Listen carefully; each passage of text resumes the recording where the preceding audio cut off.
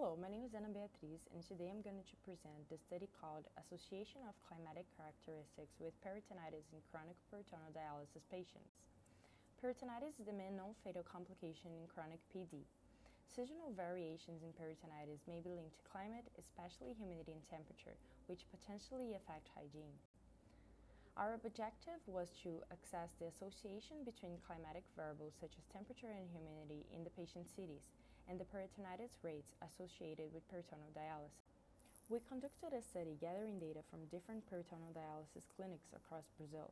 We selected cities with full data on temperature and humidity throughout the study, then calculated the monthly averages values for it. Continuous variables were expressed as mean and standard deviation or median and interquartile range. Categorical variables were expressed as percentages and absolute numbers. To analyze the risk of peritonitis, we conducted a two-level multi-level analysis, looking at monthly data on peritonitis events and climate measures for each cities, while also focusing on patients themselves. We ran a Poisson regression to analyze how humidity and temperature relate to peritonitis. Then we did a simple univariate analysis and a multivariate analysis as well. Next, we use a backward, stepwise process to remove variables from the multivariate model. After getting the final model, we calculated the predicted probability for different values of temperature and humidity. We also added quadratic and cubic terms to the model and created an ordinal variable based on the visual findings. In our study, peritonitis rate was 1 episode every 21.6 months. For the ones with culture data available, the majority of the positive cultures were from gram-positive bacteria. As shown in Table 1, the clinical and demographic characteristics of this subset were similar to the full cohort. We analyzed the average monthly temperature and humidity across different regions. Notably, the South, Southeast, and Center-West regions showed a wide thermal range.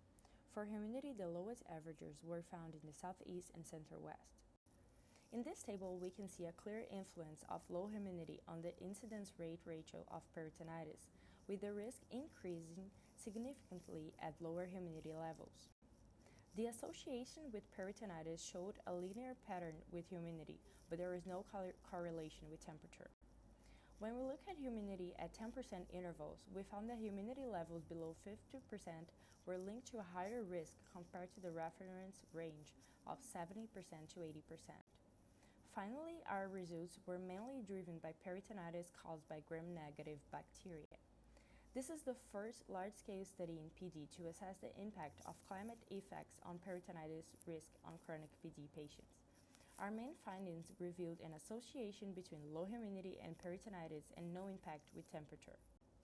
Regarding previous evidence, we didn't have a clear association between climate and peritonitis rates in PD patients. Patients from the Northeast showed a higher risk of peritonitis. Within the temperature range we analyzed, we didn't find an association with peritonitis rates. The most important finding of our study was the link between peritonitis and low humidity levels. This association was mainly driven by gram-negative bacteria. The limitations of our studies are the high number of cultures with no identified organism and the low variability in climate. To conclude, humidity appears to be associated with an increased risk of peritonitis. Interventional studies are needed to determine if this association can be mitigated. Finally, I would like to thank Dr. Thiago Moraes and PUC-PR.